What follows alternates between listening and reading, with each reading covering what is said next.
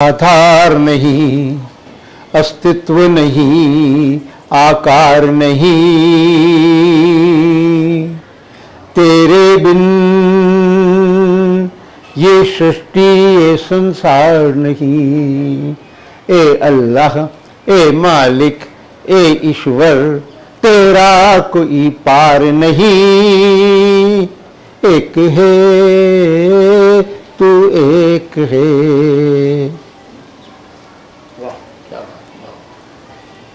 नमस्कार, मैं केशव राय, विश्व हिंदी अकादमी मुंबई से।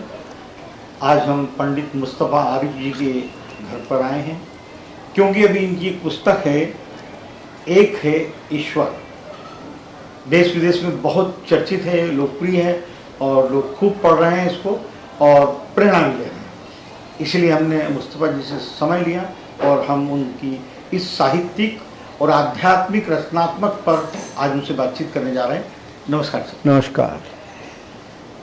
आपने 10,000 पदों की एक ईश स्तुति, 10,000 जो पद लिखे हैं जी, और ये कुरान पर आधारित है जी, तो इसकी बहुत चर्चा है। जी हाँ। तो ये आपको प्रेरणा बचपन से मिली या कब मिली कि ये लिखना चाहिए? क्योंकि आप इतने वरिष्ठ पत्रकार हैं, हमने वो आपका जलवा और वो देखा है, आपका पत्रकारिता वाला दौर। जी हाँ। देश विदेश में आप बहुत अच्छे लोकप्रिय पत्रकार रहे हैं, अच्छा लिखते हैं, आपकी लेखनी से हम भी प्रभावित रहे हैं। और अटल बिहारी वाजपेयी जी प्रधानमंत्री जो थे भूतपूर्व, वो भी आपकी लेखनी से प्रभावित थे और इसीलिए आपकी पुस्तक का उन्होंने विमोचन किया था संसदीय कार्यालय में दिल्ली में। जी हाँ जी। तो आप ये जो आध्यात्मिक यात्रा है, ये आपको कैसे यहाँ से प्रेरणा मिली?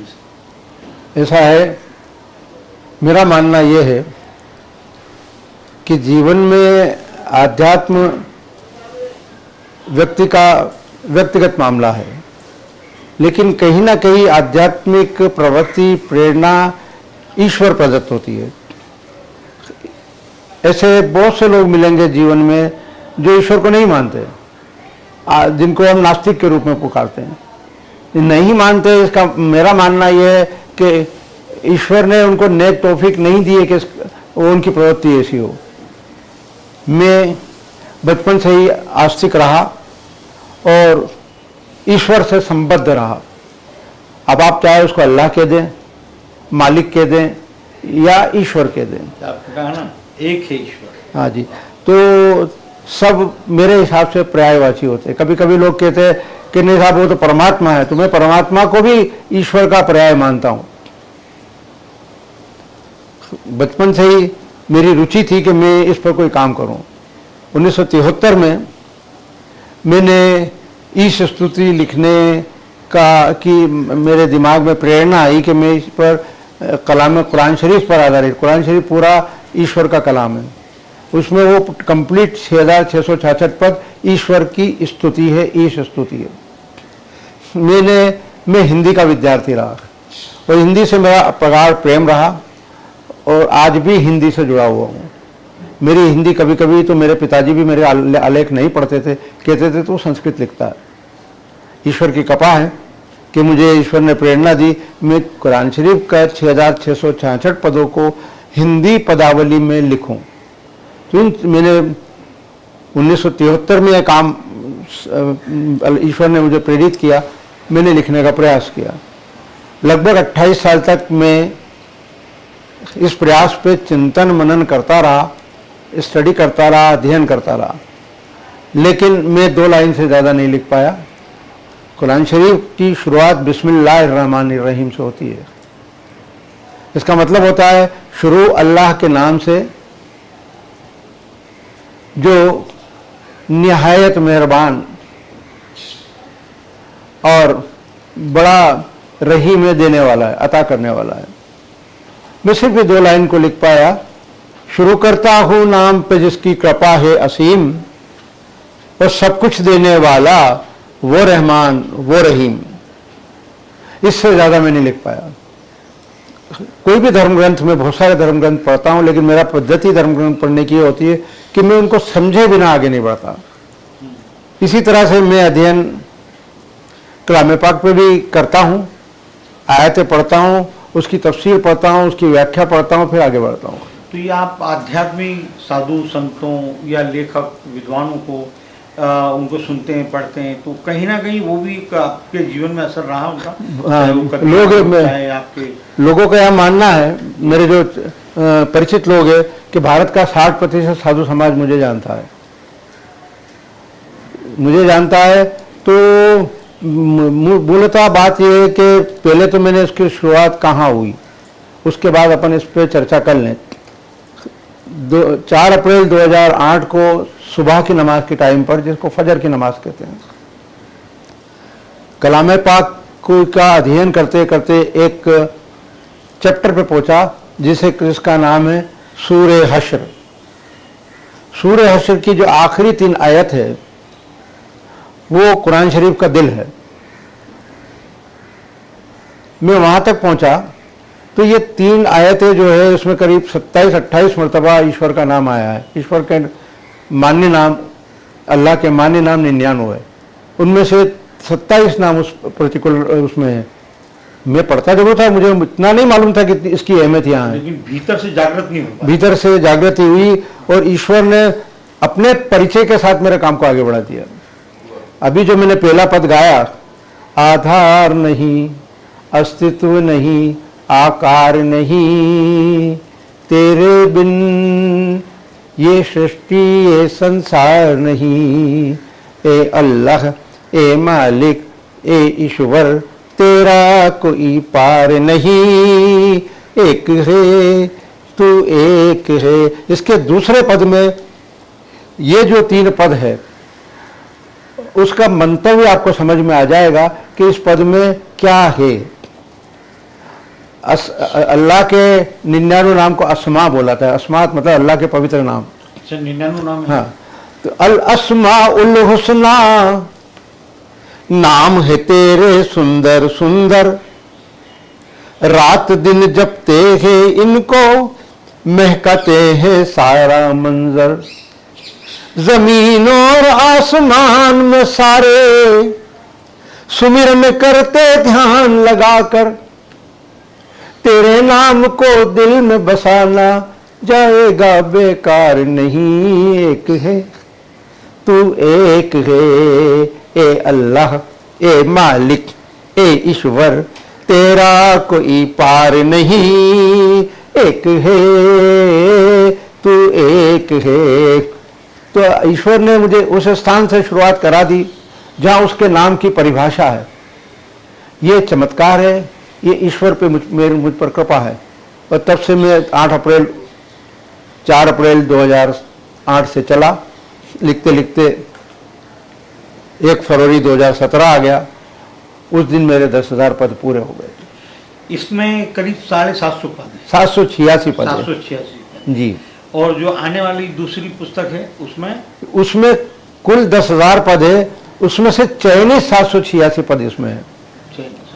आप इसका मुख्य पृष्ठ देख रहे होंगे जी। मुख्य पृष्ठ, ये मुख्य पृष्ठ है, इसका मुख्य पृष्ठ देख रहे होंगे। ये मुख्य पृष्ठ पर आप उसमें जो मैंने शीर्षक लिखा है ईश्वर प्रेरणा ब्रैकेट में कुरान मंथन, उसके नीचे लिखा भारतीय परिप्रेक्ष्य में चयनित 786 पद। अच्छा, ये जो पद है, जैसे ए.आर. रहमान ने आपको शुभकामनाएं दी, अनूप जलोटा जी हैं, अमिताभ बच्चन जी भी हैं, और ये उस्ताद अमजद अली खान साहब है। तो इन्होंने ये पद पढ़े हैं, सुने, जो आप वीडियो आपका? जी जी जी जी जी इन्होंने मेरे पद फेसबुक के माध्यम से पढ़े, सुने, है ना। और विशेषकर अमजद अली खान साहब ने, अमजद अली खान साहब का एक दिन ब्रिटेन से टेलीफोन आया, लंदन से फोन आया, बोले पंडित मुस्तफ़ा आरिफ बोल रहे हैं? मैंने कहा जी सर, पंडित मुस्तफ़ा आरिफ बोल रहा हूँ। मैंने कहा सर आप कौन बोल रहे हैं? बोले मैं उस्ताद अमजद अली खान बोल रहा हूँ। फिर मुझे पूछने लगे आप कौन से घराने के पंडित हो? मैंने कहा मैं अल्लाह के घराने का पंडित हूँ। बोले बहुत अच्छे, माशाअल्लाह, मेरा आपसे गुजारिश है। मैंने कहा हुक्म करिए, आप क्या गुजारिश करेंगे, हुक्म करिए आप तो बोले मैं आपको एक दिन व्यक्तिगत सुनना चाहता हूँ, पर्सनल रूबरू सुनना चाहता हूँ, और सुन कर के, और मैं सुनना भी चाहता हूँ और आपसे मिलना भी चाहता हूँ। फिर इसी बात को उन्होंने एक एसएमएस के जरिए मुझे लिखा। वाह। उस जमाने में एसएमएस चलते थे। वाह। फिर उन्होंने कहा कि मेरे एक शागिर्द है उस्ताद राशिद खान, मैं उनको क्या बात, हो। मैं उनको आपके पास भेज रहा हूँ। क्या बात। उस्ताद राशिद खान को आपके पास भेज रहा हूँ, वो आएंगे, आपका इंटरव्यू करेंगे और फिर मुझे लाके सुनाएंगे। अभी डेथ हुई ना उस्ताद राशिद खान की शायद? नहीं, वो उस्ताद राशिद खान अलग है, ये उस्ताद उनके चेले रशीद खान अलग है। मेरा इंटरव्यू किया उन्होंने उनके साथ ने उसको प्रस्तुत किया, उनका मैसेज आ गया, उनको अच्छा लगा। लेकिन चक्कर ये होता है कि अमजद अली खान साहब तो अमजद अली खान साहब है, वो भारत में बहुत कम आते हैं। तो अभी भी थोड़े दिन पहले उन्होंने कुछ इच्छा व्यक्त की थी, लेकिन जब भारत आएंगे तभी मिलेंगे ना। भारत आते हैं तो अपने आप में वो इतने व्यस्त है कि मिल नहीं पाते। इसमें एक घटना और हुई, एक दिन कादर खान साहब का फोन आया, मैसेज आया। तो इनको ऐसा क्या लगा, इतना पढ़ते हैं ये लोग, मैं बता रहा हूँ तपस्वी हैं, कादर खान साहब की बात से आपको उसका सिद्ध हो जाएगा क्या लगा। हाँ, एक क्या दिन अलग लगा? कादर खान साहब एक दिन फेसबुक पर पॉपअप हुए। आजकल मैसेज लाल दिख जाता है ऊपर लिखा हुआ, पहले पॉपअप होता हुआ आदमी उसका मैसेज अंदर से बाहर निकलता था, पॉपअप बोलते हैं। मेरे को बोले, पंडित जी राम राम। वाह। मैंने कहा कादर खान साहब आप मुझे राम राम बोल रहे हैं, मेरी फ्रेंड लिस्ट में थे वो। आप मुझे राम राम बोल रहे हैं, सलाम वालेकुम नहीं कह रहे हैं। बोले पंडित को राम राम नहीं बोलूंगा तो क्या सलाम वालेकुम कहूंगा। हाँ। मैंने कहा पंडित का मतलब तो आप जानते हो, और कुरान शरीफ की यासीन शरीफ में कहा गया वमालिया लाबुद्दी फतरनी व इलह तरजून, मैं उस ईश्वर की पूजा क्यों ना करूं जिसने मुझे पैदा किया है और जिसके पास मुझे लौट कर जाना है। तो ये तो पांडित्य है। बोले नहीं मैं मजाक कर रहा था, आपने इसकी कभी रिकॉर्डिंग की है। मैंने कहा कादर खान साहब अभी तो नहीं, कि मेरे लिए एक फेवर करोगे, मैं मेरा एड्रेस और मोबाइल नंबर आपको दे रहा हूँ, एड्रेस भी दे रहा हूँ, आप स्टूडियो में जाओ, 25 पद गा के मुझे उसकी सीडी भेजो। वाह वाह, क्या बात। मैंने 25 पद गाए, पहली बार स्टूडियो में जीवन में गया, और 25 पद की सीडी उनको भेजी। तीसरे दिन उनका फिर मैसेज आ गया कि बहुत अच्छा काम है, लेकिन मेरी एक गुजारिश है। ऐसे बहुत से लोग आए, अभी तो आपने 1000 पद ही लिखे हैं, ऐसे बहुत से लोग आए जिन्होंने संकल्प किया और काल के गाल में कहाँ समा गए पता नहीं चला। 10,000 पद की यात्रा कोई छोटी नहीं होती है। मेरी गुजारिश है कि आप इसको पूरा करोगे। मैंने कहा साहब आपकी दुआ रहेगी तो करेंगे, पूरा कर लेंगे। तो उनको, वो भी मेरे फेसबुक पे देखते थे, सुनते थे, पढ़ते थे। उन्होंने उस सब्जेक्ट को पढ़ा, उसके पदों को पढ़ा, वो बहुत मुतासिर हुए। जिस तरह से अमजद अली खान मुतासिर हुए, ये मुतासिर हुए, इसी तरह से ए आर रहमान तो अभी आए। उन्होंने भी आपको ये सोशल मीडिया पर देखा? हाँ, पहले वे माई स्पेस पे मिले थे मेरे को, माई स्पेस पे मिले थे, चैटिंग हुई थी। तो बोले लोग उनको फॉलो करते, कोई मिलते नहीं हो। भूल भाल गए वो, भूल भाल गए। फिर मेरे एक मित्र जो प्रॉपर्टी डीलर हैं मेरे घर पे आए, मैंने उनको कहा यार कि यार रहमान साहब का व्हाट्सएप नंबर दे दो, ले दो किसी से। तो उनके मित्र थे अरशद वारसी, बहुत अच्छे मित्र थे। अरशद वारसी से उन्होंने यार रहमान का नंबर लिया और मुझे दे दिया। मैं यार रहमान को मेरा पूरा परिचय दिया, पिछला संदर्भ दिया। करीब 1-1.5 साल तक रोज मेरी वीडियो जो आप देखते हो डालता हूँ, वो उनको भी डालता रहा। 1 साल तक कोई रिस्पांस नहीं आया। देखते जरूर थे, ब्लॉक नहीं किया उन्होंने, ब्लू टिक आती थी, इसका मतलब कि सुनते थे, पढ़ते थे। एक दिन उन्होंने कहा कि मेरे जो पीए हैं वायम अब्दुल, आप उनसे बात कर लो, ये नंबर है उनका। मैंने उनसे चर्चा की, बात की, तो बोले कि साहब जो है आपसे मिलना चाहते हैं। वाह। और दूसरा ये है कि अगर आप आ सको तो उनकी बिटिया की शादी है, चेन्नई पधार जाओ, आपको इनविटेशन है। तो मैं वहाँ तो नहीं जा पाया। मैंने कहा तो आपसे मुलाकात कैसे होगी, यार रहमान साहब को पकड़ना कोई बच्चों का खेल है। तो बोले हम दिल्ली बॉम्बे आएंगे तो आपको याद कर लेंगे। बॉम्बे आ गए, महीने 1.5 महीने बाद मुझे बोला कि हम लोग आ गए हैं, आपको बुलाते हैं। पवई में उनका स्टूडियो है, हम पवई में हैं, आ रहे हैं, अभी बुलाते, सुबह बुलाते, शाम बुलाते। 1 महीना गुजर गया, फिर वो कि यूरोप अपना कंसर्ट के लिए निकल गए, मुझसे मिले ही नहीं। मैं फिर भी हर शुक्रवार को उनको दुआ सलाम करता हूँ। उनका ईमेल उन्होंने भेज दिया था कि आपको कोई भी बात करनी होती ईमेल से करो। मैं उनसे दुआ सलाम करता था। एक दिन मैं फिर रतलाम चला गया, 2023 की बात, मुलाकात होने वाली है। हाँ 2023 में कि तो जो उनसे आप क्या कुछ रिकॉर्ड करवाने वाले क्या चाहते हैं? मैं आपसे क्या चाहते हैं, आप उनसे क्या चाहते हैं?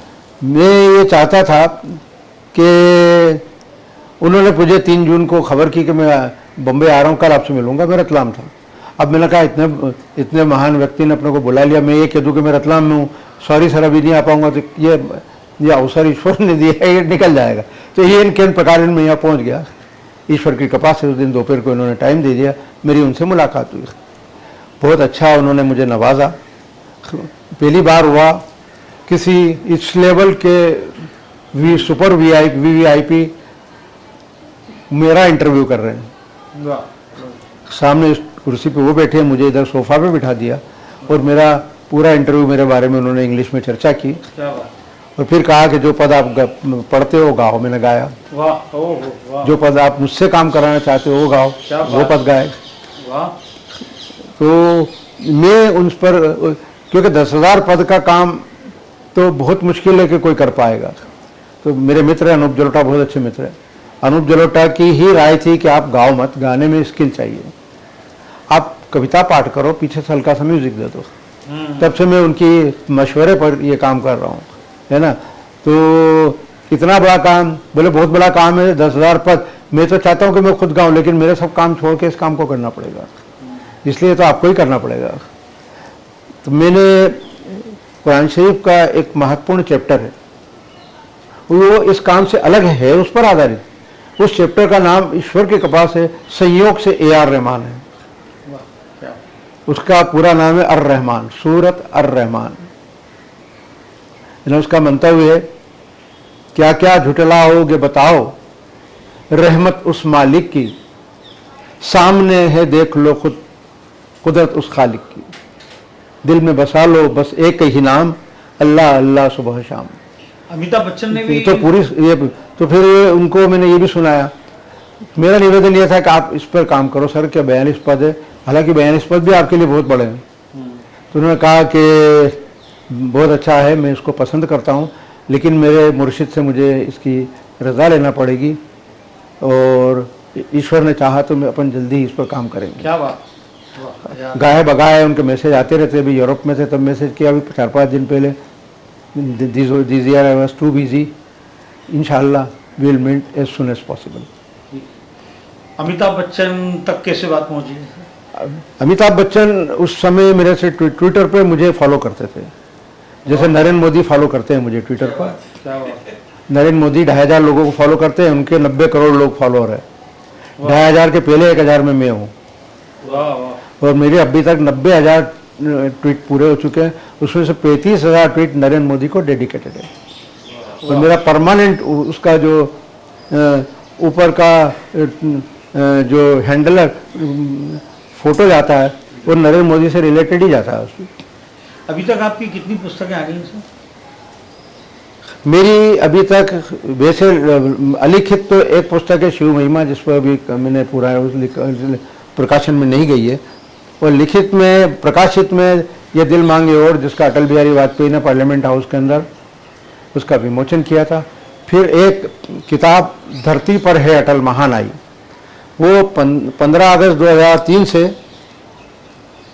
25 दिसंबर को अटल बिहारी वाजपेयी जी का जन्मदिन होता है, उस तक प्रतिदिन एक कविता रोज मैंने लिखता था उसमें, और 131 कविताओं का संकलन है, जिसे उस ज़माने में जिस दिन परवेज मुशर्रफ भारत आए थे, जी न्यूज़ ने ब्रेक टू ब्रेक मेरे को कवर किया था। आजकल जो राहुल कंवल है, जो इंडिया टुडे के हेड एडिटर है, वो उस टाइम मुझे इंटरव्यू करने मेरे घर आए थे, उन्होंने मुझे इंटरव्यू किया। फिर उसके साथ ही जब बात Guinness book of world record को पहुंची तो उन्होंने कहा कि आपका काम वास्तव में अच्छा काम है, हम चाहते हैं कि इसको आप गाओ। मैंने कहा गाऊं क्यों, 10,000 पद अगर आपके पास रिकॉर्ड में है तो लिखित में ले लो। तो बोले आध्यात्मिक और धार्मिक काम है, जनरली हम इस टाइप के काम को रिकॉर्ड में नहीं लेते, लेकिन अब गायन में अगर उसको 10,000 पद गाओगे तो हम गायन में इसको रिकॉर्ड में ले लेंगे। मैंने कहा बहुत बड़ा काम है, 200 घंटे चाहिए, मेरी हिम्मत नहीं है कि मैं गा पाऊँ, तो मैंने उसको स्वीकार नहीं किया। जैसे कि अध्यात्म से जुड़ना, या तो एक तो जन्मजात होते हैं वो गुण, है ना, और एक जीवन का जो अनुभव होता है, सब पूरा आपने जीवन देखा है और बहुत अच्छी तरह से देखा है, जमीन से लेकर मतलब ऊपर तक के, और एक पार्षद से लेकर प्रधानमंत्री के साथ भी आप संपर्क रहा, उन पर भी लिखा है आपने। तो ये जो इस स्तुति की जो ये जो अनुभव के आधार पर लिखा है आपने, या एक नए विचार ही आपको भीतर से आने लगे? देखो, एक अच्छा शेर याद आया, इन्हीं रास्तों पे चलकर अगर आ सको तो आओ। क्या बात, इन्हीं रास्तों पे चलकर अगर आ सको तो आओ, मेरे घर के रास्ते में कोई केकशा नहीं है। क्या बात, ईश्वर के घर का रास्ता सरल है, बहुत अच्छी बात, वाह। लेकिन अगर आप में ईश्वर से मिलने की या ईश्वर से जुड़ने की इच्छा है तो आपको उसी रास्ते पे चलना पड़ेगा जिसको कुरान कहता है सिरातुल मुस्तकीम। सिरातुल मुस्तकीम मतलब सीधा रास्ता।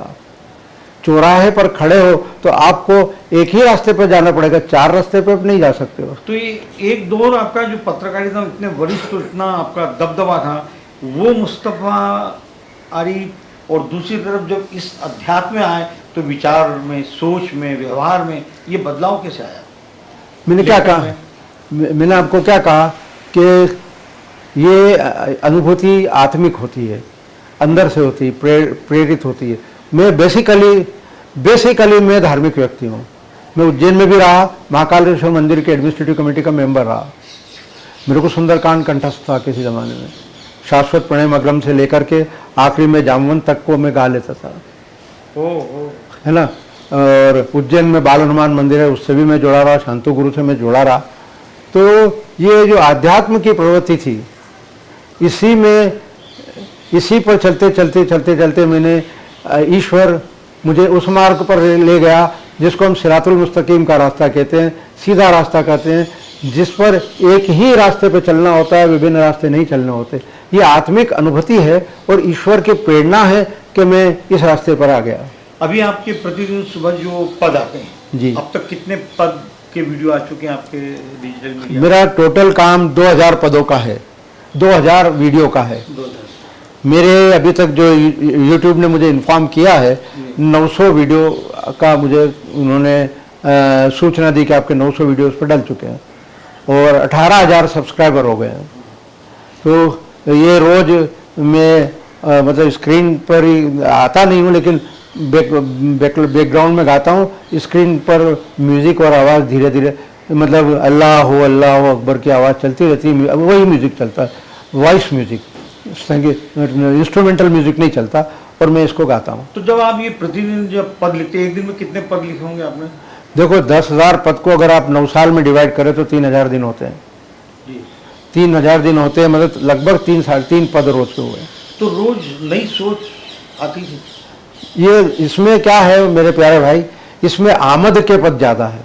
आमद के पद का मतलब ये होता है कि बहुत सारे शायर जो देश विदेश में कवि भी है, वो आमद के कवि है। आमद के कवि है कि उनको दिमाग नहीं लगाते, वो ईश्वर, उनको दिमाग अपने आप ईश्वर से आता है।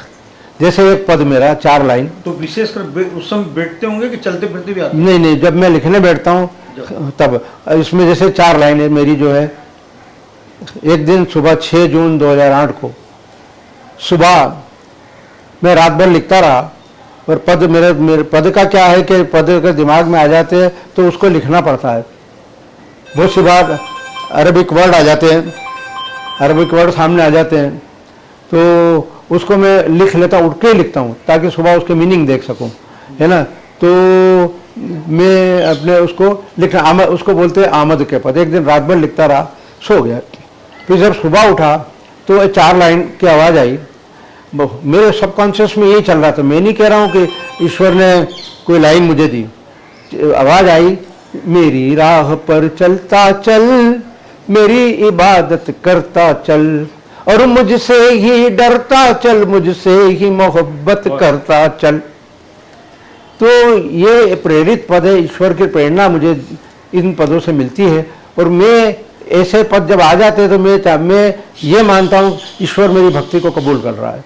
और मैं बस मेरे इसमें आमद के शेर ज़्यादा है, चिंतन के कम है, और जो आए हैं ईश्वर पद चलते चलते जो मिले हैं वो पद ज़्यादा हैं। अभी आपकी इस पुस्तक से आपके ये पदों को लोग पढ़ रहे हैं, ज़मीन से लेकर महलों तक आपको आमंत्रित करते हैं, और ये प्रस्तुति की कुछ सुनाए हैं आप।